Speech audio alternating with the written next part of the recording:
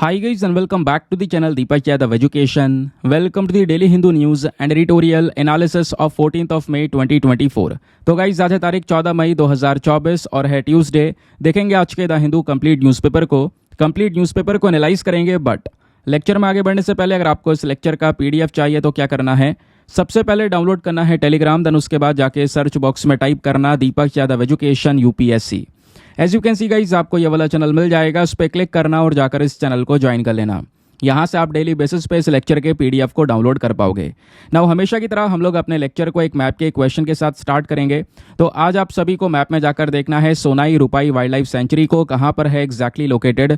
इसको अच्छे से मैप में देखना, देन उसके बाद आकर नीचे कॉमेंट सेक्शन में टाइप करना, जिससे कि आप लोग इसको लंबे समय तक याद रख पाओगे। साथ ही साथ एक क्वेश्चन सॉल्व करेंगे जो कि यूपीएससी प्रीवियस ईयर साल 2021 के प्रीलिम्स में पूछा गया था। डेली बेसिस पे हम लोग यहाँ पर एक प्रीवियस ईयर क्वेश्चन को भी सॉल्व करते हैं। क्वेश्चन क्या बोलता है, ये ब्लू कार्बन क्या है? Option number A, carbon captured by oceans and coastal ecosystem, या option number B, carbon sequestered in forest biomass and agricultural soils, या option number C, carbon contained in petroleum and natural gas, या option number D, carbon present in atmosphere. तो इसका सही answer सभी को नीचे comment section में देना है। एटलीस्ट सभी को इसमें पार्टिसिपेट करना है, जैसे मैं आप लोगों से डेली बेसिस पे बोलता हूँ। बाय द वे, इसका जो करेक्ट आंसर है वो मैंने आपको टेलीग्राम पर प्रोवाइड करवा दिया है, वहाँ से भी आप इसको चेकआउट कर सकते हो। और अगर वहाँ पर आंसर नहीं मिलता है तो भी कोई परेशान होने की ज़रूरत नहीं है, क्योंकि वीडियो के लास्ट में इसके करेक्ट आंसर का डिस्कशन हम लोग करेंगे। तो चलो शुभारंभ करते हैं और सबसे पहले चलेंगे आज के इंडेक्स के ऊपर।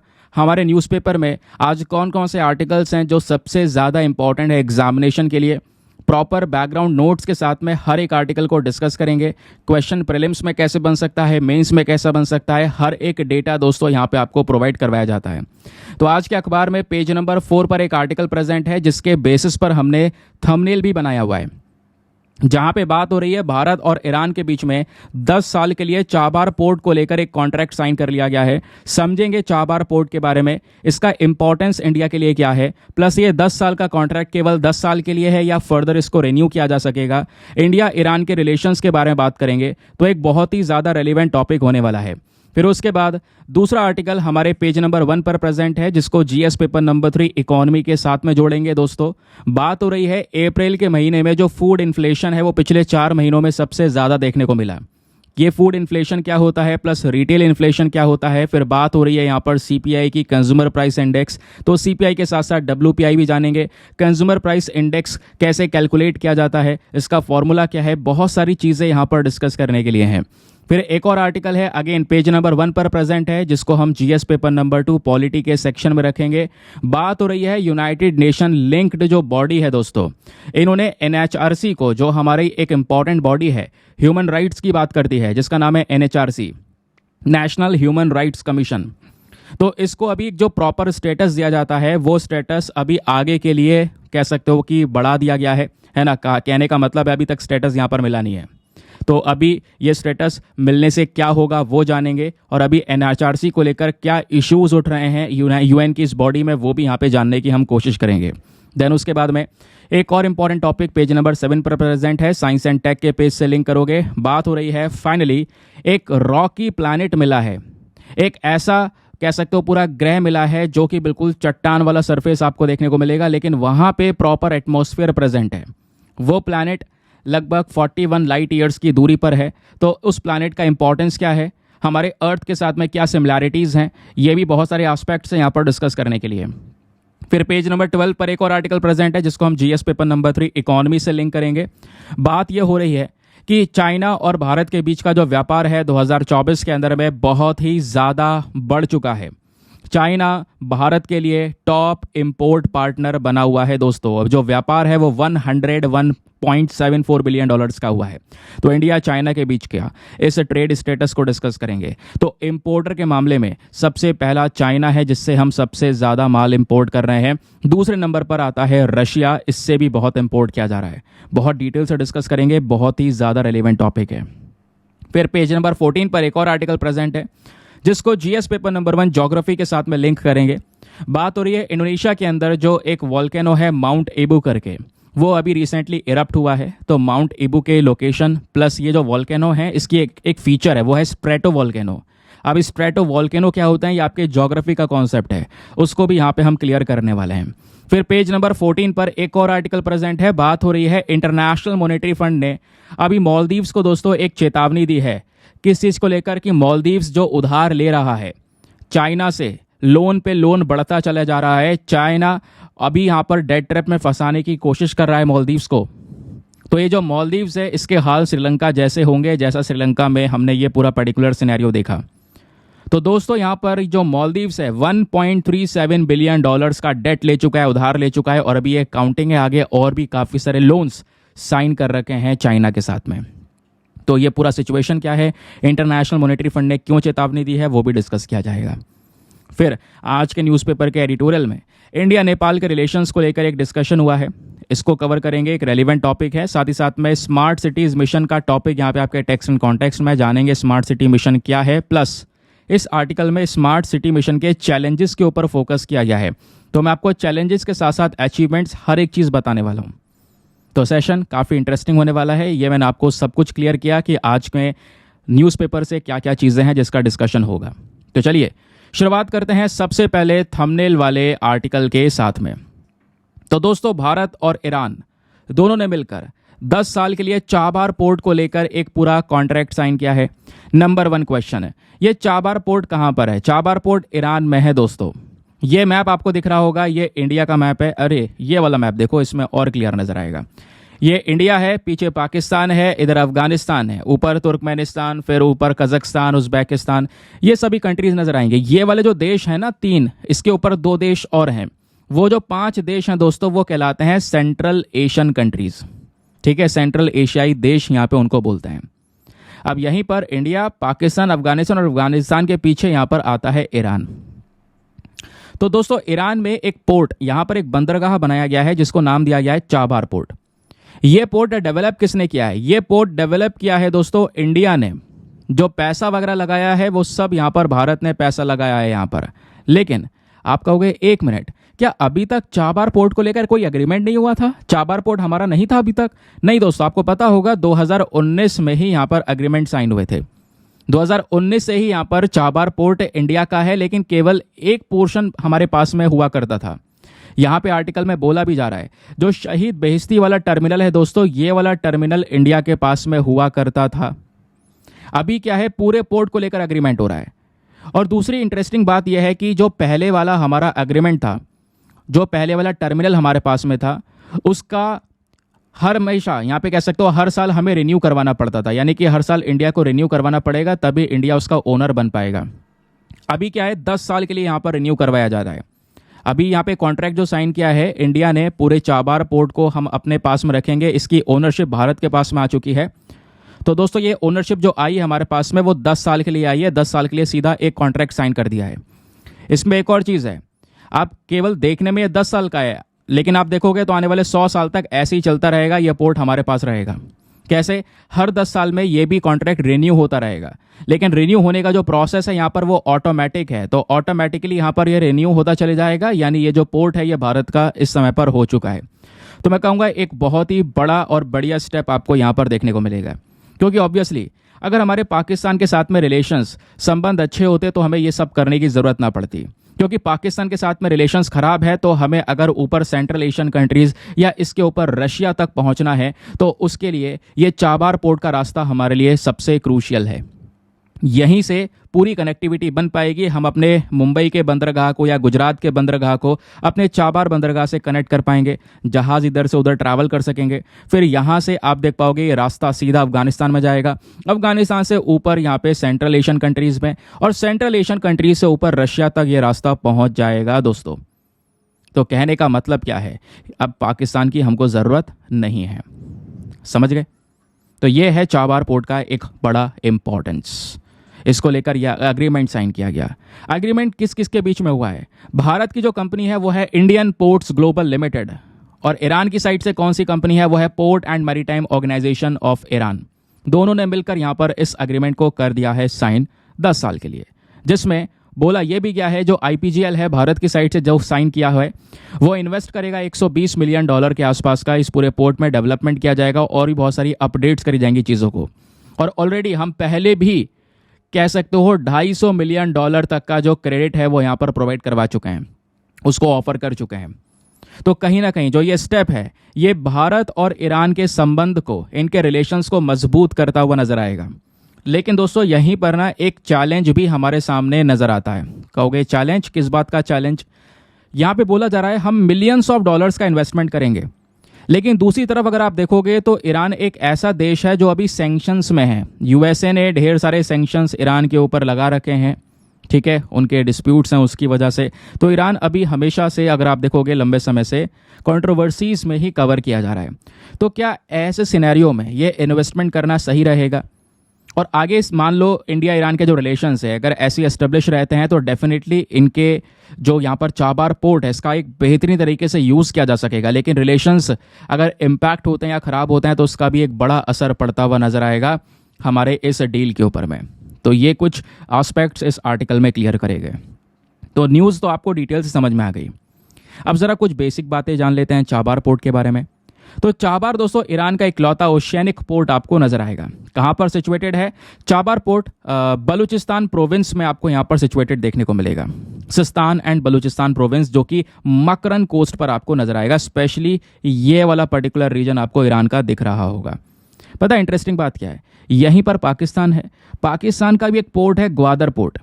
ये जो ग्वादर पोर्ट आपको दिख रहा है ये पाकिस्तान का नहीं है, इसको आप कह सकते हो ये चाइना का पोर्ट है। चाइना ने यहाँ पर इस पूरे पोर्ट को डेवलप किया है, पूरा कंट्रोल चाइना का है। तो अगर चाइना यहाँ पर कदम रख के इस अरेबियन सी में घुसने की कोशिश करता है तो इंडिया अब यहाँ पर चाबार पोर्ट से इनकी हर एक एक्टिविटी को मॉनिटर कर पाएगा। यहाँ पर हम इनके ऊपर निगरानी रख पाएंगे, पाकिस्तान और साथ ही साथ चाइना के ऊपर भी। चाबार पोर्ट में दो मेन पोर्ट्स आपको देखने को मिलेंगे। एक शहीद बेहश्ती पोर्ट जिसका एक्सेस हमारे पास में था, अभी पूरे पोर्ट का एक्सेस हमारे पास में आ चुका है। दूसरा है Shahid Kalantari port. Shahid Kalantari port को डेवलप किया गया था 1980 में। ईरान ने भारत को यहाँ पर ये पूरा का पूरा जो शाहिद बेहश्ती पोर्ट है ये ऑफर किया था, जिसको इंडिया ने आराम से रिसीव भी किया और हमने बहुत सारा इन्वेस्टमेंट भी किया। अभी क्या है, पूरा एक्सेस हमारे पास में यहाँ पे मिल रहा है। अब एक और इंटरेस्टिंग चीज आपको नजर आएगी। क्या? इस पोर्ट के माध्यम से हम सीधा रशिया से जुड़ पाएंगे और ये पोर्ट ऑलरेडी काम कर रहा है। ये जो कॉरिडोर आप देख रहे हो दोस्तों, ये जो लाइन आपको दिख रहा है, ये कौन सा कॉरिडोर है? यह है international north south transport corridor. यानी कि नॉर्थ वाला पोर्शन और साउथ वाले पोर्शन को आपस में जोड़ने का काम कर रहा है ये पर्टिकुलर कॉरिडोर। कहोगे किस तरीके से?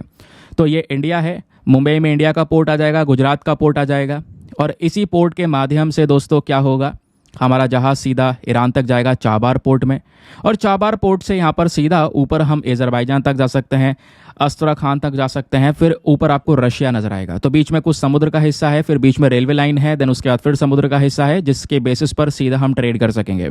रशिया ऑलरेडी अनाज से भरी हुई ट्रेन इंडिया में पहुंचा चुका है इसी रूट से दोस्तों। इंडिया ऑलरेडी एक ट्रेन रिसीव कर चुका है, एग्रो एक्सप्रेस नाम की ट्रेन है वो, जिसमें अनाज आए थे चाबार पोर्ट तक, फिर चाबार पोर्ट से जहाज़ के अंदर भरकर मुंबई पहुंचाए गए। समझ गए? अब बात आती है इस पोर्ट के इंपॉर्टेंस के बारे में। इंपॉर्टेंस आपको पता है भैया, डिपेंडेंसी जो है पाकिस्तान के ऊपर, पहली चीज़ तो वो ख़त्म हो जाएगी और भारत अफगानिस्तान और सेंट्रल एशिया से सिक्योरली जुड़ पाएगा। प्लस केवल ईरान नहीं, हमें एक और कॉरिडोर के माध्यम से India, Iran, Russia, central Asia, Europe, सारे इन कंट्रीज़ को आपस में जोड़ पाएंगे। इसके इकोनॉमिकल बेनिफिट्स भी हैं क्योंकि जब ये रूट दोस्तों तैयार हो रहा है, व्यापार हो रहा है, यूरोप, रशिया सब आपस में जोड़ दिया है इस रूट से, तो ऑब्वियस सी बात है व्यापार बढ़ेगा, इन्वेस्टमेंट की अपॉर्चुनिटीज़ यहाँ पर बढ़ेंगी, नया निवेश होगा, इकोनॉमिक ग्रोथ होगी, जॉब क्रिएट होंगी नई नई। ओवरऑल हर एक कंट्रीज़ को यहाँ पर बेनिफिट्स होते हुए नजर आएंगे। प्लस ह्यूमैनिटेरियन असिस्टेंस में भी सपोर्ट करेगा। जो ये चाबार पोर्ट है एक इंपॉर्टेंट एंट्री यहाँ पर बोला जा रहा है, जिससे क्या होगा, मान लो यहाँ पर कोई ह्यूमैनिटेरियन क्राइसिस होता है तो वहाँ पर सपोर्ट करने के लिए यहाँ पर जो इंडिया है इस पोर्ट का यूज़ कर सकता है ना। अफगानिस्तान में सपोर्ट प्रोवाइड करवाने के लिए, क्योंकि अफगानिस्तान में अभी भी हालात बहुत ख़राब हैं, तो वहाँ पे सपोर्ट प्रोवाइड करवाने के लिए, इंफ्रास्ट्रक्चर डेवलपमेंट सपोर्ट प्रोवाइड करवाने के लिए, रीजनल स्टेबिलिटी बनाने के लिए, क्योंकि अफगानिस्तान में भी मैं आपको बताऊँ दोस्तों, थोड़े दिनों पहले आपको मैंने बताया था $4 बिलियन तक का इन्वेस्टमेंट हम कर चुके हैं, तो वो पैसा हमारा वहाँ पर सिक्योर रहे, तो उसके लिए अफगानिस्तान के साथ में कनेक्टिविटी हमारे लिए इंपॉर्टेंट है। ठीक है, चाबार पोर्ट क्लियर हो गया। अब दूसरी तरफ अगर आप देखोगे ये पोर्ट है तो ईरान में ही ना, तो भारत और ईरान के जो रिलेशंस है वो किस लेवल पर है ज़रा ये जानते हैं। तो दोस्तों ईरान जो है एक इंपॉर्टेंट कंट्री है हमारे पड़ोसी देश के कैटेगरी में अगर हम देखें तो। और देश की आज़ादी से पहले सिंपल सी बात है भाई, देश का जो पार्टीशन हुआ था, बंटवारा हुआ था, आज़ादी हुई थी 1947 में, उससे पहले हम डायरेक्टली ईरान के साथ में बॉर्डर को शेयर करते थे नहीं करते थे? अरे यार ये देखो, पाकिस्तान पहले भारत में ही तो हुआ करता था, है ना। ये बाउंड्री हमारी बॉर्डर इस तरीके से यहाँ तक जाया करती थी। अब क्या है, पार्टीशन के बाद पाकिस्तान हो गया अलग, इंडिया हो गया अलग। अब उसके बाद क्या हुआ, हमारी जो बाउंड्रीज़ हैं वो अभी अलग अलग हो चुकी हैं। ईरान इंडिया से काफ़ी दूर पहुँच चुका है जोग्राफिकली, लेकिन रिलेशंस के बेसिस पर देखें तो काफ़ी करीबी है। अब बात आती है लोकेशन एंड कनेक्टिविटी की, तो ऑलरेडी डिस्कस कर चुका है। ईरान एक इंपॉर्टेंट जोग्राफिकल लोकेशन पर है, जिसके पास पर्शियन गल्फ भी है और कैस्पियन सी भी है। पर्शियन गल्फ और कैस्पियन सी का रीजन आपको आसपास देखने को मिल जाता है। अगर हम एग्जैक्ट तरीके से देखें तो यहीं पर पास में पर्शियन गल्फ है, कैस्पियन सी भी आपको ईरान के पास में नज़र आएगा। ठीक है, तो ये हो गई इसकी लोकेशन। प्लस दोस्तों, ईरान एक पर्सपेक्टिव से और इम्पॉर्टेंट है। वो क्या है, वो है क्रूड ऑयल। आपको पता होगा कच्चा तेल, कच्चा तेल हम बहुत सारा परचेज करते हैं अरब कंट्रीज से, आजकल रशिया से ही परचेज कर रहे हैं। तो ईरान एक समय पर इंडिया के लिए काफ़ी इंपॉर्टेंट कंट्री हुआ करता था, लेकिन भारत ने अमेरिका के सैंक्शंस को देखते हुए ईरान से ऑयल परचेज करना बंद कर दिया।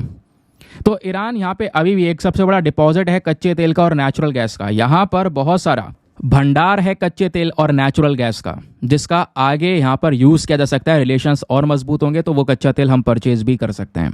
बाकी यूरोप के साथ कनेक्टिविटी हो पाएगी आईएनएसटी से, ये ऑलरेडी डिस्कस किया जा चुका है। चलिए आगे आते हैं नेक्स्ट आर्टिकल पर। लेकिन आगे बढ़ने से पहले एक इंपॉर्टेंट इन्फॉर्मेशन, अगर आप लोग हमारे पेड ग्रुप्स को ज्वाइन करना चाहते हो तो आपके पास में बढ़िया मौका है इसको ज्वाइन करने का। यहाँ पर आपको डेली बेसिस पे करंट नोट्स के पीडीएफ वगैरह प्रोवाइड करवाए जाते हैं। जैसे आपने देखा ये आर्टिकल है, आर्टिकल के पीछे ये बहुत सारा बैकग्राउंड डेटा है। ये सभी डेटा एग्जाम के लिए सुपर इंपॉर्टेंट है और इन सब डेटा को दोस्तों आपको एक पीडीएफ में कंपाइल करके दिया जाता है। एक ऐसा पीडीएफ जिसके अंदर आपको प्रिंटेबल फॉर्म के नोट्स मिलते हैं, जिसका आप आराम से प्रिंट आउट वगैरह निकलवा सकते हो। कुछ लिखने वगैरह की ज़रूरत नहीं है। आपका ये जो पीडीएफ होता है वो हिंदी और इंग्लिश दोनों भाषाओं में होता है। इस ग्रुप में आपका सारा कंटेंट पूरी तरह से सिक्योर रहता है। कहने का मतलब है आपको इधर उधर भागने की ज़रूरत नहीं है, पीडीएफ्स को इकट्ठा करने की ज़रूरत नहीं है, सीक्वेंस से मैनेज करना, स्टोरेज का इशू वगैरह वगैरह बहुत प्रॉब्लम्स आती हैं। तो उन सब का एक इंपॉर्टेंट सा सोल्यूशन क्या है, सोल्यूशन यही है कि भाई इस ग्रुप में आपके सारे पीडीएफ सिक्योरली अवेलेबल हैं, डेट वाइज पड़े हुए हैं, कोई कन्फ्यूजन नहीं। किसी भी तारीख का पीडीएफ उठाओ, डाउनलोड करो, पढ़ो, डिलीट करो, अनलिमिटेड ऑप्शंस आपके पास में अवेलेबल हैं। ग्रुप को ज्वाइन करने का जो फी पेमेंट है दोस्तों वो भी बहुत मिनिमम है, just 499 for the lifetime access. आप 499 में जब तक आपका सिलेक्शन ना हो जाए तब तक आप इस ग्रुप को ज्वाइन करके रख सकते हैं। ग्रुप को ज्वाइन करने के लिए क्या करना है, व्हाट्सएप पर जाना। यहाँ पर आपको एक नंबर दिया गया है 8534873368। इस नंबर पर मैसेज कर देना कि I want to join this group. इस प्रकार का मैसेज कर दोगे, वहाँ पे आपको रिप्लाई मिलेगा, पेमेंट का प्रोसेस दिया जाएगा और पेमेंट के प्रोसेस से ज़्यादा इंपॉर्टेंट डेमो वीडियो का लिंक भी आपको दिया जाएगा। आप पूरे डेमो वीडियो को चेक कीजिएगा कि मुझे किस तरीके से यहाँ पे फ़ायदे होंगे और अपने आप को सेटिस्फाई करने के बाद में जाकर ये इन्वेस्टमेंट आप कर सकते हैं। चलिए बाकी दोस्तों यार मेक श्योर क्या करो, वीडियो पे जो लाइक का बटन है उसको प्रेस कर दिया करो। 5000 लाइक्स का टारगेट है जिसको आप सभी लोग सपोर्ट कर सकते हैं। अगला टॉपिक पेज नंबर 1 पर प्रेजेंट है। बात हो रही है फूड इन्फ्लेशन के बारे में। इन्फ्लेशन यानी महंगाई। अब इन्फ्लेशन में भी दोस्तों आपको एक रिटेल इन्फ्लेशन देखने को मिलता है और एक होलसेल इन्फ्लेशन देखने को मिलता है। रिटेल इन्फ्लेशन को जब हम देखते हैं तो बेसिकली कंज्यूमर के पर्सपेक्टिव से देखा जाता है, यानी आप मैं जो हम डेली बेसिस पर सामान परचेज कर रहे हैं उन सामान के जो प्राइसेस हैं उसमें जो यहाँ पर चेंजेस हो रहे हैं वो होता है रिटेल इन्फ्लेशन। बाकी होलसेल इन्फ्लेशन क्या होता है, जब बात आती है थोक में सामान को जब ट्रेड किया जाता है, इकट्ठा बल्क में यहाँ पे गुड्स को जब परचेज सेल किया जा रहा है उनके प्राइसेस पे जब यहाँ पर वो एक बढ़ावा देखने को मिलता है तो वो आपका होलसेल इन्फ्लेशन कहलाता है। अब दोस्तों रिटेल इन्फ्लेशन में ही आपका फूड इन्फ्लेशन आ जाता है। तो बात यहाँ पर यह है कि जो इंडियन कंज्यूमर्स हैं उनके लिए महंगाई पहले जितनी ही चल रही है, बोला जा रहा है कि जो मार्च के महीने में इन्फ्लेशन था वो था 4.85%, लेकिन अप्रैल में यहाँ पर क्या होता है 4.83% हो जाता है। ठीक है, तो थोड़ा बहुत चेंज हुआ, मतलब ज़्यादा कोई बदलाव देखने को मिला नहीं है। अभी मई के महीने का जो डेटा है वो आगे नेक्स्ट मंथ में आएगा। ठीक है, तो अभी अप्रैल और मार्च की बात हो रही है। तो अप्रैल मार्च में अगर आप देखोगे तो जो इन्फ्लेशन है, रिटेल इन्फ्लेशन है, उसमें कोई ज़्यादा चेंज नहीं हुआ है। कहीं पर 4.85% था और दूसरे में 4.83%। लेकिन बात आती है फूड इन्फ्लेशन की, जो खाने पीने की चीज़ें हैं वो कितनी महंगी हैं, तो उस पर ज़्यादा असर है दोस्तों। अगर आप देखोगे तो अप्रैल के महीने में 8.7% फूड इन्फ्लेशन था, जो कि अपने आप में पिछले 4 महीनों में सबसे ज़्यादा था, ये भी इसमें मेंशन किया जा रहा है। तो उस फूड इन्फ्लेशन को टैकल करने की हमें काफ़ी ज़्यादा ज़रूरत है, वो चीज़ आपको नज़र आएगी।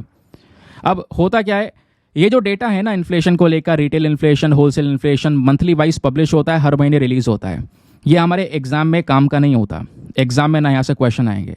हाँ, क्वेश्चन दूसरे तरीके से ज़रूर पूछे जा सकते हैं, क्योंकि आप इकोनॉमी का स्टैटिक डेटा पढ़ोगे तो आपको इन्फ्लेशन वाला कॉन्सेप्ट पूरा क्लियर होना चाहिए। क्या है इन्फ्लेशन, क्या है सीपीआई, क्या है डब्ल्यूपीआई। चलिए बात करते हैं सबसे पहले। अब इन्फ्लेशन यार महंगाई है, सिंपल सी बात, आपसे डेफिनेशन पूछी जाएगी तो inflation means rise in the price of goods and services, है ना। जैसे अपने कॉमन यूज़ के लिए सामान होता है, food, clothing, housing, recreation, transport, ये सब चीज़ों के अंदर प्राइस बढ़ेगा तो आपका इन्फ्लेशन है वो। ठीक है, अब आगे आते हैं। क्वेश्चन ये है, ये जो इन्फ्लेशन है, जो महंगाई है, इसको मापने का कौन काम करता है, मेजर कौन करता है। तो दोस्तों इन्फ्लेशन को मेजर करती है हमारी केंद्र सरकार, सेंट्रल गवर्नमेंट अथॉरिटी। ठीक है, इंडिया में जो यहाँ पर ministry of statistics and programme implementation है, वो हमारे इन्फ्लेशन को मेजर करने का काम करता है। यानी ये मंत्रालय, सेंट्रल गवर्नमेंट की जो मंत्रालय हैं, वो यहाँ पर इसको मापती हैं। इंडिया में जो इन्फ्लेशन है दोस्तों, इसको 2 तरीके से नापा जाता है। एक है आपका सीपीआई और दूसरा है WPI. WPI that means wholesale price index, CPI that means consumer price index.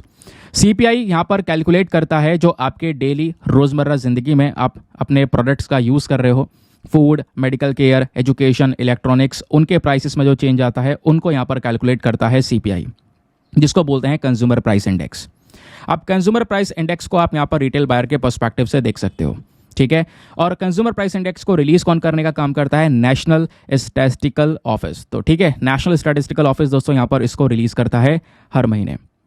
जो सीपीआई है वो क्या कैलकुलेट करता है, ऑलरेडी मैं आपको बता चुका हूं, तो उसमें कुछ ज़्यादा खास आपको देखने को मिलेगा नहीं। सवाल यह है सीपीआई कैसे कैलकुलेट किया जाता है। सीपीआई दोस्तों यहाँ पे कैलकुलेट किया जाता है एज अ परसेंटेज।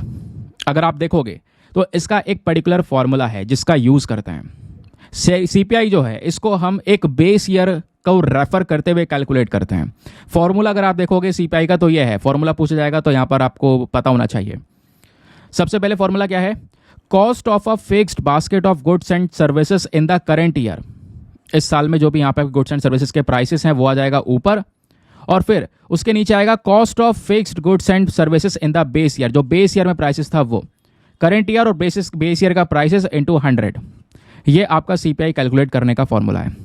और जैसे मैंने बोला कि नेशनल स्टैटिस्टिकल ऑफिस, स्पेशली जो ministry of statistical and programme implementation है, वो हमारे सीपीआई का सारा डेटा कैलकुलेट करता है। वो यहाँ पर ऑल इंडिया लेवल पर प्लस हमारे राज्यों के स्तर पर भी सारा सीपीआई का डेटा कैलकुलेट करता है। सीपीआई देख ध्यान रखिएगा, यही वो मंत्रालय है। ठीक है, आगे आते हैं। All India as well as state, यानी पूरे भारत के लिए और राज्यों के लिए सीपीआई यही, plus CPI for rural, urban, combined sector, ये सब अगर आप देखोगे तो यहाँ पे जो ये सीपीआई नंबर्स हैं वो हर महीने दोस्तों यहाँ पे रिलीज होते हुए नजर आते हैं। ठीक है, आगे आते हैं नेक्स्ट आर्टिकल पर। सॉरी, नेक्स्ट आर्टिकल पर नहीं, ये तो हमने सीपीआई एक पार्ट कवर किया। दूसरा है आपका WPI, that is wholesale price index. ये बता ही चुका हूँ, जब भी हम लोग बात करेंगे बल्क में गुड्स की, बल्क में जो गुड्स होते हैं उनके प्राइसेस पर जो चेंजेस आ रहे हैं वो वहाँ पर होलसेल प्राइस इंडेक्स में उनको कंसीडर किया जाता है। और जो डब्ल्यूपीआई है इसको कौन पब्लिश करता है, इसको पब्लिश करता है ऑफिस ऑफ इकोनॉमिक एडवाइजर, यानी ministry of commerce and industry. इसका यूज़ किया जाता है ज़्यादातर इन्फ्लेशन इंडिकेटर के तौर पर, इन्फ्लेशन को दर्शाने के लिए। ठीक है, ये बात आपको क्लियर हो गई। आगे आते हैं, डब्ल्यूपीआई और सीपीआई के बीच का डिफरेंस यहाँ पे प्रेजेंट है, चाहो तो आप इसको एक बार पढ़ सकते हो। वैसे यही चीज़ हम एक्सप्लेन कर चुके हैं, बट ये इंडेक्स से आपको एक बार रिविजन हो जाएगा। चलिए अगला टॉपिक एग्जाम के लिए बहुत ज़्यादा इंपॉर्टेंट, आज के अखबार में पेज नंबर 1 पर प्रेजेंट है, जिसको जीएस पेपर नंबर 2 पॉलिटी के सेक्शन से हम लिंक करेंगे। तो इंडिया की जो ये बॉडी है नेशनल ह्यूमन राइट्स कमीशन, इसको एक झटका लगा है। झटका दिया किसने है, वो है यूनाइटेड नेशन ने। क्या बात हो रही है, तो इंडिया का जो ह्यूमन राइट्स को लेकर ये जो बॉडी काम करती है, इसको अभी के समय पर कोई प्रॉपर अप्रूवल नहीं मिला है यूनाइटेड नेशन में। क्योंकि अप्रूवल ना मिलने से क्या होगा दोस्तों, मैं आपको पहले ये बता दूं, पिछले साल भी नहीं मिला था और इस साल भी नहीं मिला है। 2 साल लगातार आप कह सकते हो कोई इसको मान्यता नहीं दी गई है। और मान्यता ना देने से यूएन के अंदर में क्या होगा कि जो भारत का ये ह्यूमन राइट्स काउंसिल है ये वोट नहीं कर पाएगा। है ना, इंडिया की जो एबिलिटी है, सक्षमता है वोट करने की ह्यूमन राइट काउंसिल के अंदर में, plus United nation general assembly bodies के अंदर जब ह्यूमन राइट्स की बात होंगी तो उसमें प्रॉपर तरीके से वोटिंग हमारी अफेक्ट हो सकती है, ऐसा यहाँ पर कहा जा रहा है। ठीक है, ये आपको देखने को मिलेगा। अब होता यह है कि एक मीटिंग चल रही थी, उस मीटिंग के दौरान यहाँ पर ह्यूमन राइट कमीशन को अप्रूवल करने को लेकर एक पूरा बात हुआ, जिसमें कई सारी कंट्रीज़ अपने आप को रिप्रेजेंट कर रही थी। तो कमेटी यहाँ पर बैठी, कमेटी की लेटेस्ट रिपोर्ट के लिए अभी भी लोग इंतजार कर रहे हैं, लेकिन जो पुरानी रिपोर्ट है उसके आधार पर देखा जाए तो कमेटी ने ये बोला है कि इंडिया में एनएचआरसी को हम इसलिए, मतलब यूनाइटेड नेशन में एनएचआरसी को इसलिए एक सपोर्ट नहीं कर रहे हैं क्योंकि एनएचआरसी के अंदर में जो मेंबर्स को अपॉइंट करने का प्रोसेस है उसमें ट्रांसपेरेंसी नहीं है कि किस तरीके से आप अपॉइंट कर रहे हो, प्लस मेंबर्स की कमी है, प्लस यहाँ पे आप देख पाओगे जो जेंडर और माइनॉरिटी है इनका एक आपको कमी देखने को मिलेगा, यानी कि जो वेमेन का रिप्रेजेंटेशन है इस एनएचआरसी नाम की बॉडी में वो कम है, प्लस माइनॉरिटी सेक्शन के जो मेंबर्स हैं जो अल्पसंख्यक ग्रुप से आते हैं उनका अपॉइंटमेंट भी कम हुआ है इस एनएचआरसी मेंबर पैनल में।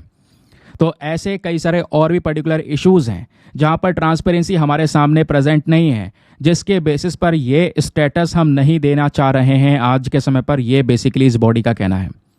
तो दोस्तों आपको पता होगा वैसे नेशनल ह्यूमन राइट कमीशन के बारे में नाम से पता चल रहा है, ये ह्यूमन राइट्स के बारे में, मानव के अधिकारों के बारे में बात करती है। ठीक है, इस बॉडी को बनाया गया था protection of human rights act के तहत। ये वो कानून है जिसको पार्लियामेंट में 1993 में पास किया गया था, और इस बॉडी को कह सकते हो ए नाम का स्टेटस, यानी ए स्टेटस, सबसे अव्वल नंबर का स्टेटस दिया गया था जब से यहाँ पर ये पूरी तरह से बनकर आया।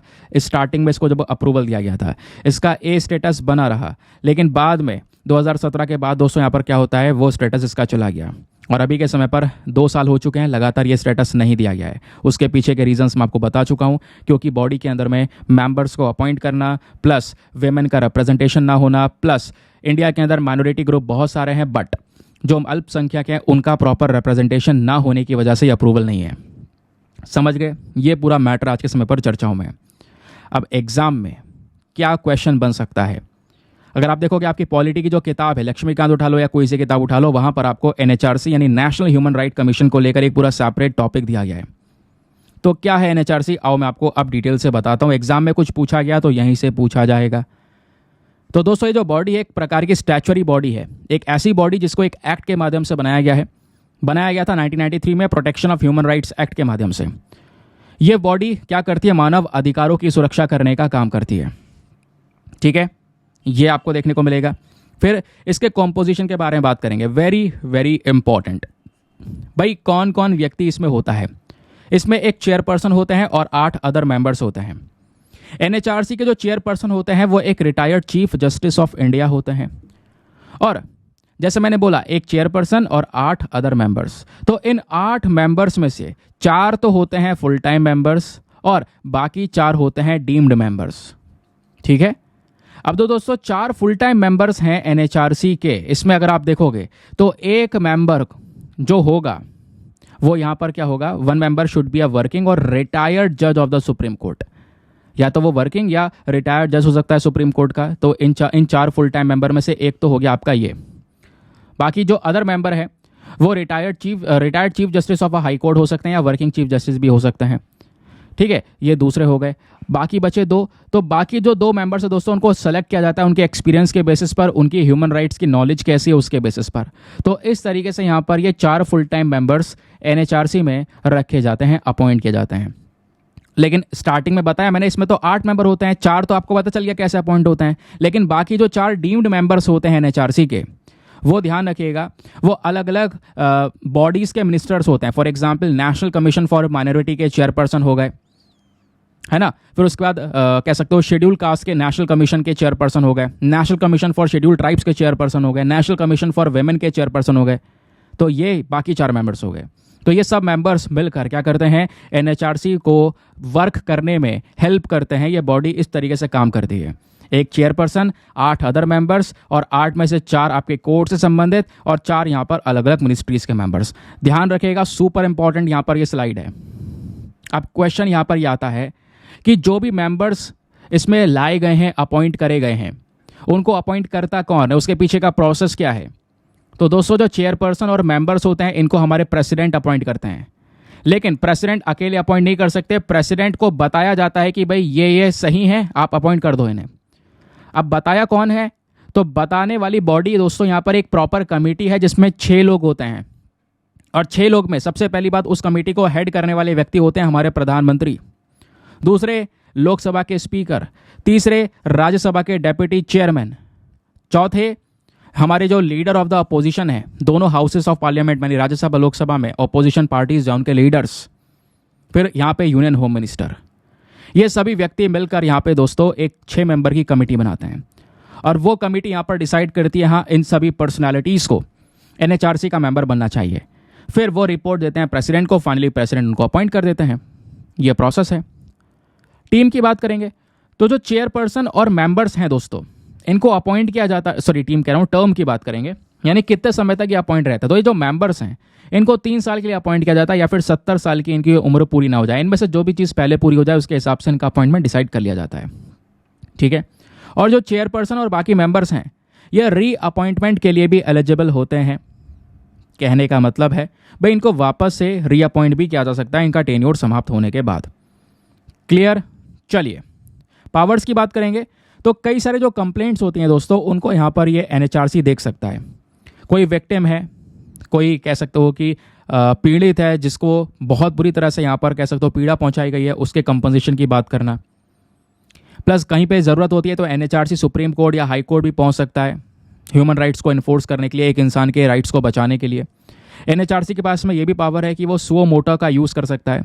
कहीं पर भी ह्यूमन राइट का वोलेशन हुआ है तो उस मैटर को ये खुद से भी उठा सकता है, भले ही यहाँ पर उसको लेकर कंप्लेंट फाइल हो या नहीं हो। तो ये यहाँ पर दोस्तों एनएचआरसी की सारी पावर्स आपको नजर आएंगी। ठीक है, क्लियर हो गया, मज़ा आया। एग्जाम के लिए ज़रूरी है, इतना डिटेल से पढ़ना ज़रूरी है क्योंकि यहाँ पे बात हो रही है यूपीएससी की। बाकी मॉर्निंग वाला वीडियो भी देखा करो, वहाँ पर भी आपको प्रॉपर तरीके से आर्टिकल्स प्लस क्वेश्चंस दोनों की प्रैक्टिस करवाई जा रही है। तो चैनल में दोनों वीडियोज़ हैं, यहाँ पे अगर आप इनको कवर कर पा रहे हो तो समझ लो करंट अफेयर के हर एक पोर्शन को कवर कर पा रहे हो डेली बेसिस पे। खैर, पेज नंबर 7 पर एक और आर्टिकल प्रेजेंट है, साइंस एंड टेक्स, आप इसको लिंक कर पाओगे। बात हो रही है finally a Rocky planet with atmosphere found 41 light years away. जो हमारे एस्ट्रोनॉमर्स हैं उन्होंने यहाँ पर एक ऐसा प्लैनेट सर्च किया है जो रॉकी प्लैनेट है, पूरा चट्टान से बना हुआ है। ये कहाँ पर है? हमारे सोलर सिस्टम से बाहर। एक तो हो गया हमारा सौर मंडल जिसमें सन है, बाकी यहाँ पर मरकरी, वीनस, अर्थ, मार्स, सैटर्न, ये बाकी सारे प्लैनेट्स आपको नजर आएंगे। दोस्तों सोलर सिस्टम से बाहर यहाँ पर ये रॉकी प्लैनेट है। और यहीं पर मैं आपको एक चीज़ बताना चाहूँगा, जब भी कोई प्लैनेट सोलर सिस्टम से बाहर होता है तो उसको क्या बोलते हैं? तो दोस्तों उसको एक्सो प्लैनेट बोलते हैं। प्लीज़ ध्यान रखिएगा, कोई भी प्लैनेट सोलर सिस्टम से बाहर है वो क्या कहलाता है? एक्सो प्लैनेट। तो दोस्तों ये जो यहाँ पर नया प्लैनेट मिला है ये भी एक्सो प्लैनेट है, ध्यान रखिएगा इसके बारे में। ये हमारे पृथ्वी की तरह है लेकिन एक सुपर अर्थ का नाम दिया गया है, यानी कि पृथ्वी से काफ़ी ज़्यादा बड़ा है, बहुत ज़्यादा बड़ा, लेकिन नेपच्यून से थोड़ा सा छोटा आपको नजर आएगा। इसका एटमॉस्फेयर थोड़ा सा डिफरेंट है। अब वो एटमॉस्फेयर कैसा है आओ ज़रा इसके बारे में बात करते हैं। पहला और इम्पॉर्टेंट चीज़, इस प्लैनेट का नाम ध्यान रखना है, नाम है 55 कैंक्री ई एक्सो प्लैनेट। तो हमारे साइंटिस्ट ने यहाँ पर इस प्रकार के एक्सो प्लैनेट को डिटेक्ट किया और यहाँ पर जो एटमॉस्फेयर है बहुत ही ज़्यादा डेंस एटमॉस्फेयर को अभी यहाँ पर डिटेक्ट किया है। ये प्लैनेट हमारे पृथ्वी से लगभग दुगना बड़ा आपको नजर आएगा। इसका जो एटमॉस्फेयर है वो ज़्यादा इंपॉर्टेंट है, यहाँ का जो वातावरण है उसको एनालाइज किया गया है। तो 55 कैंक्री ई का जो एटमॉस्फेयर है दोस्तों, इसमें कार्बन डाइऑक्साइड भी प्रेजेंट है, कार्बन मोनोऑक्साइड भी प्रेजेंट है। ठीक है, अब यहाँ पर कितने अमाउंट में प्रेजेंट है उसके बारे में कोई ज़्यादा जानकारी हमें मिली नहीं है। तो जैसे हमारे पृथ्वी का एटमॉस्फेयर है, पृथ्वी पर तो आपको बहुत सारे गैसेस मिलेंगी, नाइट्रोजन, ऑक्सीजन, आर्गन, दूसरी गैसेस मिलेंगी। लेकिन यहाँ पर जो 55 कैंक्री ई का जो एटमॉस्फेयर है वो काफ़ी अलग है, उसमें कार्बन डाइऑक्साइड और कार्बन मोनोऑक्साइड प्रेजेंट है। यहाँ का जो बॉइलिंग टेम्परेचर है वो है 23 डिग्री सेल्सियस। कहने का मतलब अगर बॉइलिंग टेम्परेचर 23 डिग्री सेल्सियस से इतना गर्म है तो यहाँ पर जो एक लाइफ है, जीवन है, वो पॉसिबल नहीं है। ठीक है, यानी ये जो प्लैनेट है दोस्तों ये अनइनहैबिटेबल कंडीशंस में है, यहाँ पर इंसान नहीं जा सकता, नहीं रह सकता। क्लियर हो गया? अब बात यह है कि यहाँ का एटमॉस्फेयर भी काफ़ी थिक है, काफ़ी डेंस है। ये प्लैनेट नहीं बोलेंगे, एक्सो प्लैनेट बोलेंगे। एक्सो प्लैनेट क्या होते हैं? सोलर सिस्टम से बाहर लोकेटेड होते हैं। ये एक्सो प्लैनेट दोस्तों 41 लाइट ईयर्स की दूरी पर लोकेटेड है। इसका वेट, इसका वजन हमारे पृथ्वी से लगभग 8 गुना ज़्यादा है। यहाँ पर इसकी एक साइड पर परमानेंट रात रहती है और दूसरी साइड पर परमानेंट दिन रहता है। जैसे पृथ्वी पर आप देख पाओगे तो पृथ्वी रोटेट रिवॉल्व दोनों हो रही है, तो वहाँ पर 24 घंटे की रात 24 घंटे का दिन मैं बता रहा हूँ, मतलब एक पर्टिकुलर डे होता है, उसमें रात और दिन आपको दोनों देखने को मिलेगा। यहाँ पर ऐसा नहीं है, वहाँ पर परमानेंट नाइट है एक साइड और परमानेंट डे है एक साइड, समझ गए। लेकिन इसको नाम दिया गया है सुपर अर्थ, क्योंकि काफ़ी यूनिक क्लास का प्लानिट है, पृथ्वी से काफ़ी ज़्यादा बड़ा है। लेकिन यहाँ पे जो हमारे आइस जाइंट्स जैसे नेपच्यून है, यूरेनस है, इनसे यहाँ पर काफ़ी ज़्यादा हल्का देखने को मिलेगा। ठीक है, इसमें गैस रॉक प्लस गैस और रॉक के कॉम्बिनेशंस भी यहाँ पे नज़र आते हैं। सवाल यह है कि इस प्लैनेट के बारे में डिस्कवरी करके हम करेंगे क्या। तो दोस्तों यहाँ से हमें पता चल सकता है हमारे पृथ्वी या फिर जो मार्स नाम का ग्रह है उसका इवोल्यूशन कैसे हुआ, कैसे यहाँ पर ये प्लैनेट्स बने, उनके बारे में जाना जा सकता है इस नई डिस्कवरी के मदद से। ठीक है, तो ये हो गया हमारा एक और आर्टिकल समाप्त। आते हैं नेक्स्ट एक और इंपॉर्टेंट आर्टिकल पर, पेज नंबर 12 पर है, इकॉनमी के सेक्शन में। इकॉनमी के झोले में डाल दो इसे। बात हो रही है चाइना एक इंपोर्ट पार्टनर के मामले में इंडिया के लिए टॉप कंट्री बन चुका है 2024 में। होता यह है चाइना के साथ में भारत का व्यापार लगभग बढ़ता चले जा रहा है। हम चाइना से इंपोर्ट और एक्सपोर्ट दोनों करते हैं। हालांकि बात यह है इंपोर्ट तो बहुत बहुत बहुत ज़्यादा करते हैं, लेकिन जो एक्सपोर्ट है वो बहुत कम करते हैं। ठीक है, तो इंपोर्ट जो है ये बढ़ चुका है। इंपोर्ट के मामले में चाइना से 2024 के अंदर हमने 101.74 बिलियन डॉलर्स का इंपोर्ट किया। आप इमेजिन करो, 100 बिलियन डॉलर क्रॉस हो चुका है ये अमाउंट। ये केवल इंपोर्ट है, एक्सपोर्ट नहीं है, और ये टॉप पार्टनर के तौर पर नजर आएगा। जबकि अगर हम देखते हैं दूसरी साइड एक्सपोर्टिंग के तौर पर, तो एक्सपोर्ट के मामले में इंडिया बहुत ज़्यादा पीछे है, हम ज़्यादा कुछ एक्सपोर्ट करते नहीं हैं। तो चाइना टॉप इंपोर्टर बन चुका है इंडिया के लिए, नंबर 1 पर। नंबर 2 पर कौन दूसरा सबसे बड़ा इंपोर्टर है, वो है रशिया। दोस्तों पहले यूएई और अमेरिका ये हुआ करते थे, इनको भी पछाड़ दिया है, क्योंकि रशिया से जो इंपोर्ट है वो एक झटके से 34% बढ़ चुका है।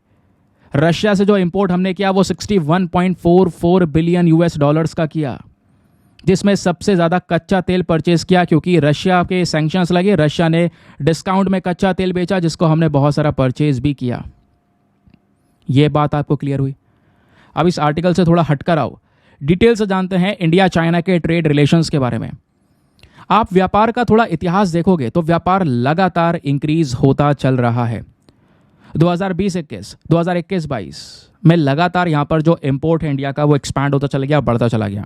आखिरकार हम चाइना से इंपोर्ट कर क्या रहे हैं? तो दोस्तों उसमें इलेक्ट्रिकल और इलेक्ट्रॉनिक गुड्स हो गए, ऑर्गेनिक केमिकल्स हो गए, फार्मास्यूटिकल प्रोडक्ट्स हो गए, और बहुत सारे प्लास्टिक आइटम्स जो चाइना से लाया जा रहा है।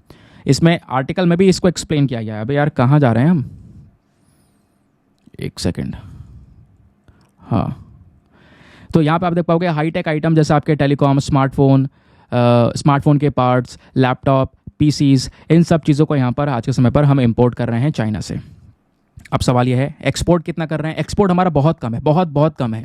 एक्सपोर्ट में क्या कर रहे हैं? Chemicals, cotton yarn, copper, ores, यही सारी चीज़ें यहाँ पर दोस्तों हम यहाँ पे एक्सपोर्ट कर रहे हैं। और एक्सपोर्ट कम हो रहा है, इंपोर्ट ज़्यादा हो रहा है। इस वजह से यहाँ पे हम घाटे में, जिसको हम नाम देते हैं ट्रेड डेफिसिट। ठीक है, क्या नाम देते हैं? Trade deficit. अभी घाटे में हम देखने को मिल रहे हैं। अब ये जो चीज़ें हैं क्या दर्शा रही हैं? ये दर्शा रही हैं कि इंडिया का इंपॉर्टेंस नहीं, इंडिया का डिपेंडेंस, जो भारत की निर्भरता है वो चाइना के ऊपर में बहुत ही ज़्यादा है। इंडिया ज़्यादातर जो एपीआई है, that is active pharmaceutical ingredients, उसको यहाँ पर इंपोर्ट करता है अपने फार्मास्यूटिकल इंडस्ट्री के लिए। एपीआई जिसका यूज़ करते हैं दवाइयों को बनाने में, ये भी चाइना से इंपोर्ट किया जा रहा है। कोल एनर्जी जो इंडिया में है दोस्तों, ये भी अलग अलग प्लांट से आती है, आपको पता है। लेकिन उन प्लांट्स को चलाने के लिए, उन पावर प्लांट्स को चलाने के लिए, उसके लिए कुछ इक्विपमेंट्स की ज़रूरत होती है। वो इक्विपमेंट्स भी हम चाइना से ही इंपोर्ट कर रहे हैं। अब आखिरकार क्या क्या रीज़न है कि भाई ट्रेड बैलेंस इतना बिगड़ गया, हम चाइना पर डिपेंडेंट हो गए, 100 बिलियन डॉलर का केवल इंपोर्ट कर रहे हैं और एक्सपोर्ट कुछ कर ही नहीं रहे हैं? तो दोस्तों उसके पीछे का रीज़न है चाइना की खुद की कैपेबिलिटीज़। चाइना आज के समय पर मैन्युफैक्चरिंग सेक्टर में डोमिनेंट कंट्री का काम कर रहा है। मैन्युफैक्चरिंग हब बन चुका है दुनिया के लिए, दुनिया भर को कुछ ना कुछ ये प्रोडक्ट बेच रहे हैं। तो चाइना की एक्सपोर्टिंग रेंज डेफिनेटली बड़ी है। इलेक्ट्रॉनिक गुड्स से लेकर टेक्सटाइल तक की चीज़ें भारत को इंपोर्ट कर रहे हैं। फिर दूसरी चीज़ यहाँ पर आप देख पाओगे इंडिया का डिपेंडेंस। भारत ने ये नहीं चाहा कभी कि हम थोड़ा सा डाइवर्सिफाई कर सके अपने ट्रेड को। क्योंकि डाइवर्सिफिकेशन बहुत ज़्यादा ज़रूरी है। हर एक चीज़ अगर आप चाइना से परचेज कर रहे हो और दूसरी तरफ चाइना के साथ में हमारे रिलेशंस अच्छे भी नहीं हैं, तो हमें ट्रेड को डाइवर्सिफाई करना आना चाहिए था और करना चाहिए था अभी तक। यानी जो आइटम्स हम चाइना से परचेज कर रहे हैं वही आइटम्स दूसरे देशों से परचेज किया जाए, केवल एक देश के ऊपर ये डिपेंडेंसी ना बनाई जाए। समझ गए? फिर बात आती है इंफ्रास्ट्रक्चर की। हम इसलिए भी पीछे रह गए क्योंकि भारत में प्रॉपर इंफ्रास्ट्रक्चर नहीं है। प्रॉपर एक्सपोर्टिंग और इंपोर्टिंग करने का जो इंफ्रास्ट्रक्चर है वो यहाँ पर प्रेजेंट नहीं है, जबकि चाइना के पास में ये फैसिलिटीज़ बढ़िया हैं। इस चक्कर में कंपटीशन में वो बहुत आगे है। और इसी को देखते हुए हमें करना क्या होगा? सबसे बड़ा सोल्यूशन यही है कि इंपोर्ट्स को डाइवर्सिफाई करना होगा। जो सामान खरीद रहे हैं वो चाइना से हटकर अलग अलग देशों से परचेज करो, और दूसरे देशों से परचेज करोगे लेकिन ये चाइना वाली कंडीशन दोबारा मत बना देना। थोड़ा थोड़ा आइटम कुछ कुछ देशों से परचेज किया जाए, इससे उनके साथ में रिलेशंस भी डेवलप होते हुए नजर आएंगे। प्लस दूसरा काम, हमें एक्सपोर्ट्स को बूस्ट करना होगा। एक्सपोर्ट हमारा बहुत कम है, हमें कोशिश करना होगा ज़्यादा से ज़्यादा एक्सपोर्ट करें। और एक्सपोर्ट करने के लिए फिर डोमेस्टिक इंडस्ट्रीज डेवलप करनी होंगी। बहुत सारी इंडस्ट्रीज हमें अपने देश में लगाने की ज़रूरत है। मैन्युफैक्चरिंग को बढ़ाने की ज़रूरत है, जिससे दुनिया का मार्केट हम भी कैप्चर कर सकें और जो ये इम्बैलेंस है ट्रेड में वो कम हो सके। क्योंकि यहाँ पर इंडस्ट्रीज डेवलप होंगी, मैन्युफैक्चरिंग बढ़ेगी, तो इंडस्ट्री में काम करने के लिए लोग भी तो चाहिए। इससे क्या होगा? एम्प्लॉयमेंट अपॉर्चुनिटीज़ बढ़ेंगी, रोजगार बढ़ेगा। फिर क्या है, जो फ्री ट्रेड एग्रीमेंट है वो भी हम कर सकते हैं, जिससे यहाँ पर चाइना को एक्सपोर्ट वगैरह में थोड़ी छूट मिलेगी, तो हम एक्सपोर्ट कर सकेंगे ज़्यादा से ज़्यादा आइटम्स। समझ गए? क्लियर हो गया? आगे आते हैं। फिर दोस्तों यहाँ पे बात हो रही है इंडोनेशिया के अंदर में एक वॉल्केनो है माउंट एबू नाम का। वो अभी रिसेंटली इरप्ट हुआ है, और इरप्ट होने के बाद में कह सकते हो आसमान में 5 किलोमीटर की दूरी तक यहाँ पर ये धुआं हो गया। इतना ज़्यादा इरप्शन, इतना खतरनाक इरप्शन ये देखने को मिला। खैर बात यहाँ पर यह है कि पूरे इंडोनेशिया में ये वॉल्केनो एक मोस्ट एक्टिव वॉल्केनो है। मोस्ट एक्टिव वॉल्केनो का मतलब लगातार विस्फोट होता रहता है, इरप्शंस यहाँ पे लगातार होते रहते हैं। ठीक है। अब दोस्तों यहाँ पे बोला जा रहा है कि पिछले साल, केवल पिछले साल 21,000 से ज़्यादा बार यहाँ पर इसमें विस्फोट देखने को मिला, इरप्शन देखने को मिला। और आपको पता है Indonesia basically Pacific ring of fire वाले रेंज में आता है, जहाँ पर दुनिया के सबसे ज़्यादा वॉल्केनोज प्रेजेंट हैं। तो चलिए बात करते हैं थोड़ा सा आइबू वॉल्केनो के बारे में, कुछ इंपॉर्टेंट फैक्ट्स जो प्रीलिम्स में पूछे जा सकते हैं। पहला क्वेश्चन कि भाई आइबू वॉल्केनो जो है कहाँ पर लोकेटेड है? तो यह है ईस्ट इंडोनेशिया में। इंडोनेशिया नाम का जो देश है वहाँ पे ईस्टर्न जो रीजन है वहाँ पे एक स्टेट है जिसका नाम है मालुकू, वहाँ पर ये वॉल्केनो लोकेटेड है। और ये वॉल्केनो दोस्तों स्ट्रेटो वॉल्केनो है, ध्यान रखिएगा। वॉल्केनोज के अलग अलग प्रकार होते हैं, उसमें ये स्ट्रेटो वॉल्केनो प्रकार का है। और ये मोस्ट आइसोलेटेड वॉल्केनो है, इसके आसपास कुछ नहीं है, अकेला वॉल्केनो आपको यहाँ पर देखने को मिलेगा। ठीक है, ये आप देख पाओगे, ये वही वॉल्केनो है जिसमें से विस्फोट रिसेंटली देखने को मिला। इसकी ऊंचाई बहुत ज़्यादा है, हमारे सी लेवल से 1377 मीटर्स ऊपर यहाँ पर अबव लेवल पर इसकी ऊंचाई देखने को मिलेगी। यहीं पर एक और क्वेश्चन और आता है ज्योग्राफी के पॉइंट ऑफ व्यू से। भाई क्वेश्चन ये है कि सर ये स्ट्रेटो वॉल्केनो है तो सही, लेकिन स्ट्रेटो वॉल्केनो होते क्या हैं? दोस्तों स्ट्रेटो वॉल्केनो की खास बात यह है, हम देखते हैं पहचान जाएंगे, वो बहुत ज़्यादा टॉल, बहुत लंबे ऊंचे वॉल्केनो होते हैं। ठीक है, एकदम सीधी ऊंचाई यहाँ पर उनके देखने को मिलती है, कोन शेप में होते हैं। ये आप देख पाओगे कोन सी बन रही है ना, ऐसे कोन शेप में आपको ये नजर आएंगे।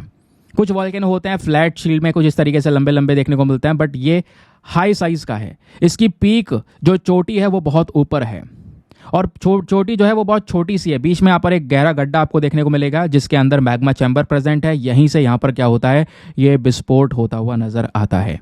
समझ गए? और स्ट्रेटो वॉल्केनोज की जब बात होती है दोस्तों, तो हमारे पृथ्वी पर जितने भी ज्वालामुखी प्रेजेंट हैं उनमें से 60% स्ट्रेटो वॉल्केनोज ही आपको नजर आएंगे। ठीक है, और खास बात यहाँ पर इन वॉल्केनोज की ये भी है, जो यहाँ पे लावा है दोस्तों, वहाँ पे गैस प्रेशर बहुत ज़्यादा होता है। गैस प्रेशर होने की वजह से यहाँ पर क्या होता है, इन वॉल्केनोज के अंदर में अक्सर जो एक्सप्लोजन है वो यहाँ पे नजर आएगा। इस तरीके से विस्फोट बार बार नजर आते हुए दिखते हैं। ठीक है, चलिए आगे आते हैं नेक्स्ट आर्टिकल पर। पेज नंबर 14 पर एक और आर्टिकल प्रेजेंट है। क्या बात हो रही है?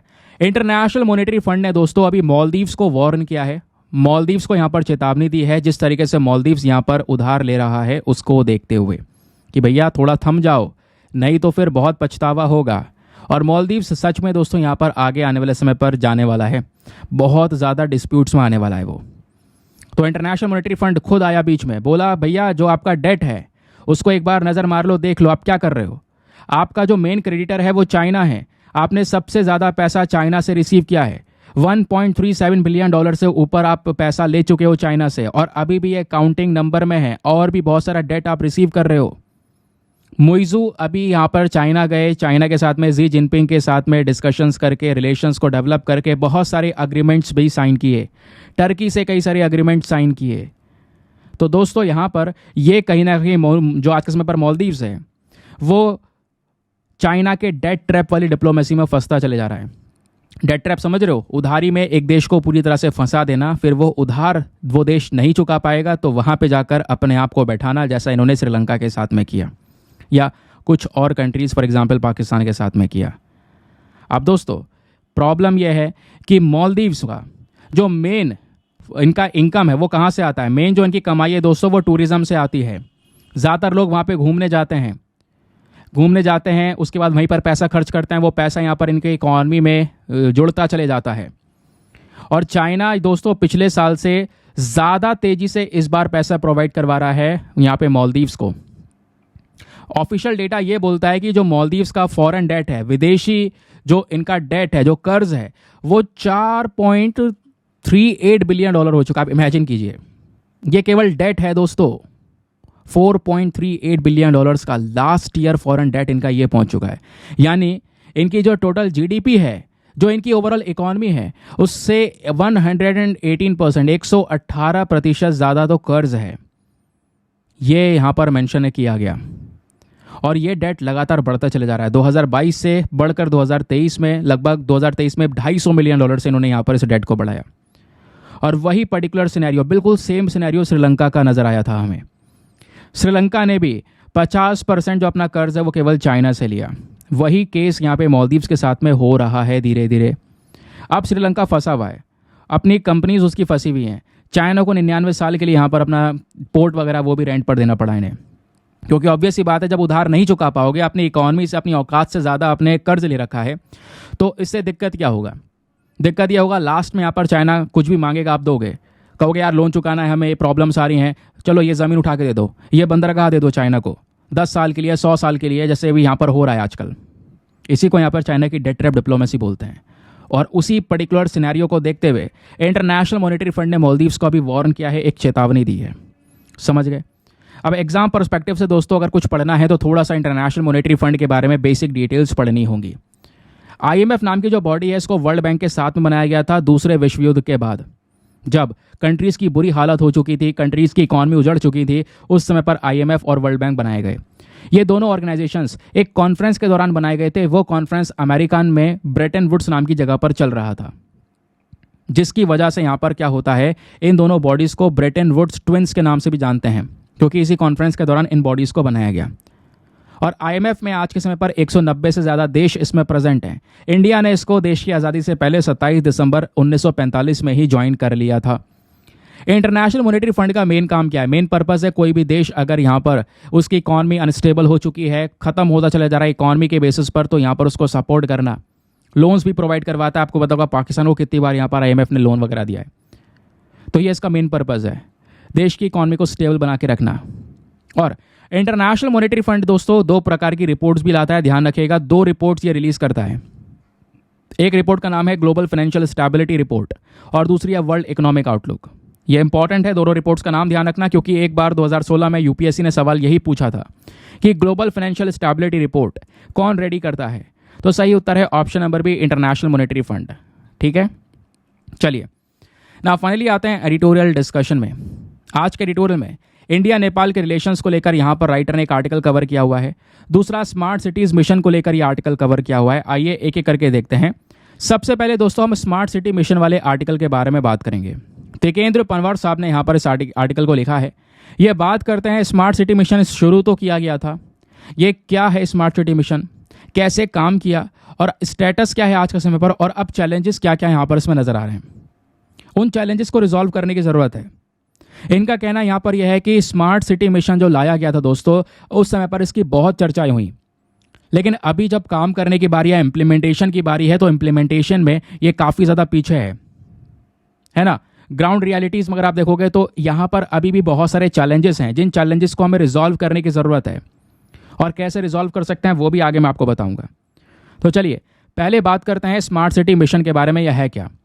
हमारे शहरों को ज़्यादा डेवलप करने का यह पर्टिकुलर मिशन था। इसको लॉन्च किया गया जून 2015 में, ताकि जो हमारे शहर हैं, कुछ शहर को ज़्यादा से ज़्यादा प्रमोट किया जाए। स्टार्टिंग में 100 शहरों को चुना गया था दोस्तों, और उन 100 शहरों के अंदर में कह सकते हो उन सिटीज़ को प्रमोट करने की बात की गई थी। वहाँ का इंफ्रास्ट्रक्चर डेवलप करना, क्लीन एंड सस्टेनेबल एनवायरनमेंट बनाना, है ना, प्रॉपर एक क्वालिटी ऑफ लाइफ लोगों को प्रोवाइड करवाना। ये इस बेसिस पर इसको लॉन्च किया गया।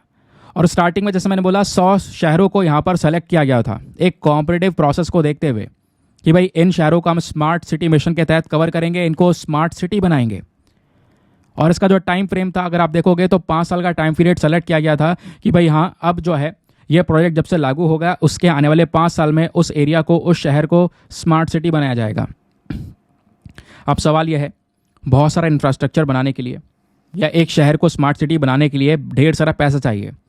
तो जब फाइनेंशियल सपोर्ट एलोकेशन है, जो पैसा यहाँ पर दिया जा रहा है, वो कौन दे रहा है? हमारी केंद्र सरकार दोस्तों यहाँ पे 48,000 करोड़ रुपए अलोकेट कर चुकी है 5 साल के लिए। यानी जब ये 100 स्मार्ट शहर बनाए जाएंगे उनमें 48,000 करोड़ रुपए खर्च हो जाएंगे आने वाले 5 सालों में। प्लस जो हमारी राज्य सरकारें हैं, जिन राज्य में वो शहर आ रहा है, या अर्बन लोकल बॉडीज़ हैं वहाँ की, वो भी अमाउंट अपनी साइड से देंगी और उस अमाउंट को मैच करेंगी। मैच करते करते यहाँ पर ये सारा पैसा लगाया जाएगा उन एरियाज़ को डेवलप करने में। लेकिन यहाँ पे आप देख पाओगे ज़्यादातर में क्या फोकस किया जा रहा है कि केंद्र सरकार, राज्य सरकार और अर्बन लोकल बॉडीज़ सब साथ में मिलकर फंडिंग करके शहर को डेवलप करेंगी। लेकिन ऐसे केस में कुछ राज्यों को छोड़ा गया है, जैसे 13 हिमालयन और नॉर्थ ईस्टर्न स्टेट्स को यहाँ पे इसमें से छोड़ दिया गया है। कहने का मतलब है क्या यहाँ पर डेवलप नहीं होगा? होगा डेवलपमेंट। जो पैसा खर्च कर जाएगा उसका फंडिंग का पैटर्न अलग है। ऊपर क्या था, ज़्यादातर राज्यों में राज्य सरकार, केंद्र सरकार और लोकल बॉडी मिलकर पैसा खर्च कर रहे थे। बाकी इन हिमालयन स्टेट जो पहाड़ों में है या नॉर्थ ईस्टर्न स्टेट्स हैं, वहाँ पे 90% पैसा, 90% जो पैसा है वो डायरेक्टली हमारी केंद्र सरकार फंड करेगी और 10% वहाँ की जो स्टेट गवर्नमेंट है या लोकल बॉडीज़ हैं वो देंगी। तो ये थोड़ा सा यहाँ पे पैटर्न में चेंज हो गया है, स्पेशली कुछ राज्यों के लिए। समझ गए? ये बात आपको क्लियर हो गई? आगे आते हैं। अब सवाल यह है, स्मार्ट सिटी मिशन लागू हुआ 2015 से चल रहा है, इसके अचीवमेंट्स क्या हैं, क्या क्या अभी तक हासिल हुआ? तो दोस्तों सबसे पहले डिजिटल ट्रांसफॉर्मेशंस हमने देखे। स्मार्ट टेक्नोलॉजीज़ को यहाँ पर इंप्लीमेंट किया गया सर्विस डिलीवरी के लिए, प्रॉपर तरीके से गवर्नेंस को आगे चलाने के लिए। तो integrated command and control centres यहाँ पर डेवलप करेगा, जिसमें स्मार्ट फीचर्स ऐड करेंगे। शहरों के अंदर मॉनिटरिंग को बढ़ाया गया। दूसरा, यहाँ पर इस स्मार्ट सिटी मिशन के अंदर में मेन पर्पस यह है, सस्टेनेबल डेवलपमेंट गोल्स के साथ में मिलकर ये काम करता है। आपको पता होना चाहिए सस्टेनेबल डेवलपमेंट गोल्स क्या होता है। तो दोस्तों यहाँ पर ये टोटल 17 गोल हैं जिसको 2030 तक दुनिया भर के कंट्रीज़ को अचीव करना है। इन गोल में सबसे पहला है गरीबी को खत्म करना, दूसरा भुखमरी को खत्म करना, तीसरा लोगों की हेल्थ पर काम करना, चौथा क्वालिटी एजुकेशन प्रोवाइड करवाना, पांचवा जेंडर इक्वालिटी की बात करना, छठा साफ पानी पीने का प्रोवाइड करवाना, सातवां क्लीन एनर्जी के ऊपर काम करना, आठवां इकोनॉमिक ग्रोथ के ऊपर काम करना, उसके बाद नवा इंडस्ट्रियल इंफ्रास्ट्रक्चर ग्रोथ पर काम करना, 10वां इनइक्वालिटीज जो असमानताएं हैं वो कम करना, फिर सस्टेनेबल सिटीज़ बनाना, समझ गए, क्लाइमेट एक्शन के ऊपर काम करना, जो पानी के नीचे लाइफ प्रेजेंट है, जो जीव जंतु प्रेजेंट है उनके प्रोडक्शन की बात करना, एनवायरमेंट के प्रोडक्शन की बात करना। ये कुछ ऐसे 17 गोल्स हैं। ये 17 गोल्स 2030 तक दुनिया भर की कंट्रीज़ को अचीव करने हैं और स्मार्ट सिटी मिशन का यही टारगेट है। ये स्मार्ट सिटी मिशन के अंदर में दोस्तों कई सारे ये जो 17 सस्टेनेबल डेवलपमेंट गोल्स हैं, इनमें से ये 15 गोल्स को साथ में लेकर चल रहे हैं। जैसे गोल नंबर 11 अगर आप देखोगे तो 44% स्मार्ट सिटी मिशन के प्रोजेक्ट्स वो हैं जहां पर शहरों को ज़्यादा सेफ, रेजिलिएंट, सस्टेनेबल बनाने की बात की जा रही है। 13.3% प्रोजेक्ट्स वो हैं जहां पर बात की जा रही है साफ पानी पीने का प्रोवाइड करवाना, क्लीन एनर्जी प्रोवाइड करवाना, इकोनॉमिक ग्रोथ पे काम करना। तो ये जो स्मार्ट सिटी मिशन है ये सस्टेनेबल डेवलपमेंट गोल्स के साथ में मिलकर आज के समय पर वर्क करता हुआ हमको देख रहा है। फिर बात आती है इंफ्रास्ट्रक्चर डेवलपमेंट की। तो एक इंपॉर्टेंट इंफ्रास्ट्रक्चर डेवलपमेंट करना, इसका अचीवमेंट ये भी है, रोड्स बनी है, water supply, sewage, solid waste management systems provide करवाना और शहरों के अंदर यहाँ पे बहुत सारे जो मेट्रो लाइन्स है उसको यहाँ पर रेडी करना, रैपिड ट्रांजिट सिस्टम्स बनाना, है ना, प्लस लोग जो पैदल चलते हैं उनके लिए फ्रेंडली एरियाज डेवलप करना। तो ये सारा मेन पर्पज़ है और ये अचीवमेंट्स अभी स्मार्ट सिटी मिशन में हमको नजर आए। लेकिन अचीवमेंट से काम नहीं चलेगा, अचीवमेंट्स हैं, अभी भी बहुत काम करने की ज़रूरत है दोस्तों। अभी भी बहुत सारे चैलेंजेस, बहुत सारी चुनौतियां हैं जो स्मार्ट सिटी मिशन से एसोसिएटेड हैं। और उन चैलेंजेस में सबसे पहला चैलेंज है मिशन डेडलाइन एक्सटेंशन। यानी जो स्मार्ट सिटी मिशन है दोस्तों, ये 2023 जून तक खत्म होने वाला था, लेकिन इसको 2024 जून तक एक्सटेंड कर दिया गया, बढ़ा दिया गया। दूसरी सबसे बड़ा चैलेंज है funding challenge. Lakshadweep, Daman and Diu, Puducherry, Port Blair, यहां पर जो पैसा रिसीव हुआ है वो 50% से भी कम है दोस्तों। अभी केंद्र सरकार का पैसा ही नहीं गया वहां पर। जब पैसा ही नहीं गया तो स्मार्ट सिटी मिशन इंप्लीमेंट कैसे होगा? और फिर बात आती है स्टेट और अर्बन लोकल बॉडीज के कंट्रीब्यूशन के बेसिस पर, तो केवल 28 शहर ऐसे हैं जहां पर थोड़ा बहुत पैसा रिसीव हुआ है। अदरवाइज बहुत सारे शहर ऐसे हैं जहां पर 60% से कम पैसा रिसीव हुआ है। क्योंकि ओवरऑल बात हो रही है इंफ्रास्ट्रक्चर डेवलप करने की, रोड्स बनाने की, इंफ्रास्ट्रक्चर डेवलप करने की, तो उसके लिए ढेर सारा अमाउंट चाहिए होगा। तो दूसरा सबसे बड़ा चैलेंज क्या है? फंडिंग नहीं प्रॉपर तरीके से गई। तीसरा चैलेंज है failure in fund raising mechanism. क्योंकि यहां पर इस कॉन्सेप्ट में हमने फंड रेज करने की बात की थी, पब्लिक प्राइवेट पार्टनरशिप, यानी गवर्नमेंट और प्राइवेट सेक्टर मिलकर काम करेंगे। तो ऐसे केसेस में आपको अगर नजर आएगा तो दोस्तों केवल 6% स्मार्ट सिटी मिशन प्रोजेक्ट ऐसे हैं जहां पर सरकार और प्राइवेट सेक्टर ने मिलकर काम किया है। जबकि रिकमेंडेशन था कि भाई 21% ऐसे प्रोजेक्ट्स हमें लगाने हैं। तो यहाँ पे प्रॉपर तरीके से जो फंड है वो आज के समय पर नहीं उठ पा रहा, रेज नहीं हो पा रहा। लोन्स की बात करेंगे दोस्तों तो वो भी प्रॉपर तरीके से नहीं मिल पाए हैं आज के समय पर। तो ये भी एक पर्टिकुलर इशू है। फिर एक और सबसे बड़ा चैलेंज है वो है एग्जीक्यूशन चैलेंज। रिपोर्ट ने यहाँ पर यह हाईलाइट किया है दोस्तों कि एक जो प्रॉपर मजबूत मैकेनिज्म हमको चाहिए होता है, उस मैकेनिज्म की एक बहुत बड़ी कमी देखने को मिली। एक कोऑर्डिनेशन चाहिए होता है, वो कोऑर्डिनेशन नहीं बन पाया। ठीक है, फॉर एग्जाम्पल भाई यहाँ पे अगर आप देखोगे तो जो चीफ एग्जीक्यूटिव, जो सीईओ होते हैं, चीफ एग्जीक्यूटिव ऑफिसर हैं, उनको लगातार बार बार जल्दी जल्दी ट्रांसफर करना। भाई एक जगह पर रुकेगा, चीज़ों को समझेगा, उसी के बाद तो प्रोजेक्ट्स इंप्लीमेंट होंगे, लेकिन बार बार ट्रांसफर करना, प्रॉपर गाइडलाइंस ना होना, प्रॉपर नियम ना होना। तो ये सारी चीज़ें ऐसी हैं जो कि हमारे मिशन को सही तरीके से लागू नहीं होने दे रही हैं। अब उसी को लेकर आर्टिकल में बताया गया है भैया इसके वे फॉरवर्ड क्या हो सकते हैं, इसका सोल्यूशन क्या है। पहला सोल्यूशन है भैया हमें इस स्मार्ट सिटी मिशन के फेज 2 की जरूरत है। रिपोर्ट का कहना यह है कि अगला फेज लाने की जरूरत है जहां पर स्मार्ट सिटी मिशन के अंदर हम टियर 2 वाले शहरों के ऊपर भी फोकस करेंगे, ढेर सारा पैसा इन्वेस्ट करेंगे। दूसरा कदम, हमें यहां पर जो आईसीसी है उसके रोल को बढ़ाने की जरूरत है।